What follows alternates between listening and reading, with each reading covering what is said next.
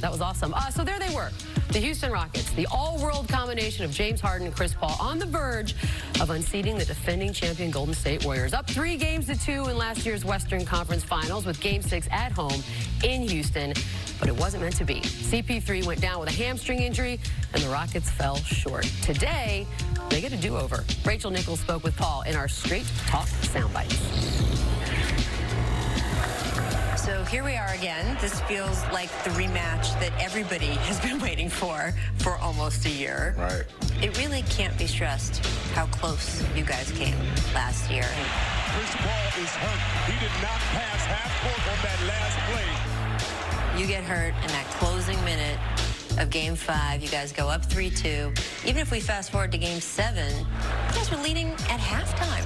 To know that you came this close, but then it crashed out before you could get there. How did that sit with you over the summer? I think through the entire thing, I was kind of like drunk emotionally.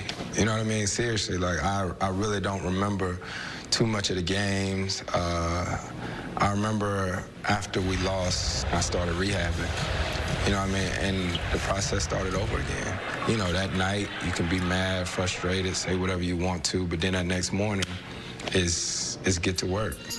And then you start the journey again this season. Yep. Except the team's a little bit different. Things don't go well at the beginning. You guys were 14th in the West, all the way at the quarter mark of the season. Yeah. That's usually when teams feel like they know who they are. Were you worried at that point? I don't think I was ever worried. It was kind of frustrating at times because anybody that got kids that know that they keep it all the way real with you. And my son is one that he always checks to see what the standings are. And I remember being there at breakfast and he was like, dang, Daddy, y'all second to last. You know what I mean? And it's something I'll never forget. And I never talk about it, but I'll never forget him saying that. And here comes Chris Paul. No, Winnick is right on his tail, and Paul loses the ball, holding onto his leg, and that hamstring has just been pulled again. You get hurt again. It's the hamstring again. Yeah. You have to miss 17 games. Yeah. What do you feel at that point, especially when it's the same injury? Why? You know, and when you think about training and working out and all this different type of stuff, you're like, man, you try to do everything that you can to make sure that you're in the tip-top shape to be ready to play. But things happen, you know, so you go back to the drawing board, and we're here now. How do you keep from being gun-shy that it's going to happen to you again? I hope. You know what I mean? And as long as I prepare, you know, I can never go out there and be like, oh man, because I only know one way to play. Your old coach, Byron Scott, Yep. and I'll sit around and talk about you. Yeah. And he said, Chris doesn't have a 90% speed. Yeah, I don't work like that. You know what I mean? So the only thing that I can do is prepare, practice, and, you know, go out there and compete. And that's what I'm going to do. But the defending champion, Golden State Warriors, still best in the West. 4 straight trips to the NBA Finals for the Warriors. And with the Warriors, that's a team that some people feel is the best, at least on paper, roster that's ever been assembled. What is it about you guys that make you think you can walk into that building and beat them? You know, for us, we say it all the time, it's about us. You know, we understand, you know, they're the reigning champs or whatnot, but we go into the game worrying about what we do and how we defend and how we execute. For us, we're confident in who we are as a team and what we built. Let's take a look at our Modelo Gold standard stat. Chris Paul's averaged 21.7 assists a game against the Warriors. That's over the last 4 seasons, and it includes the playoffs. 2 assists fewer than he's averaged against all other teams in that time.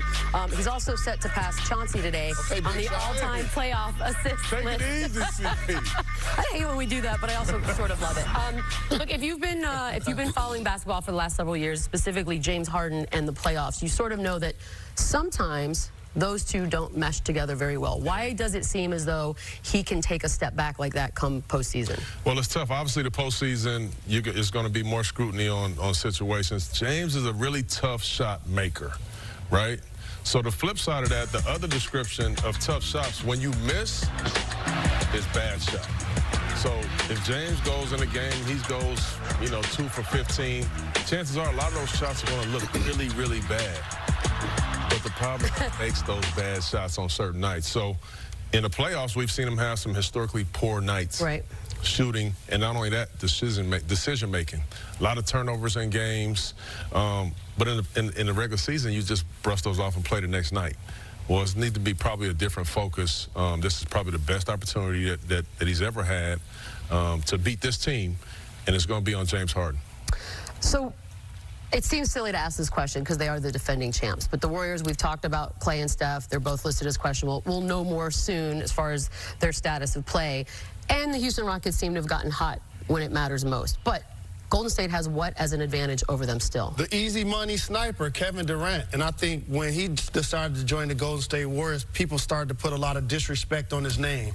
He's not in the MVP conversation. When people start talking about who you want to build a team around, his name doesn't come up. I like Patrick Beverly a lot. People actually made that a matchup. And what did he do? Shoot them down to the tune of 50 in the closeout game.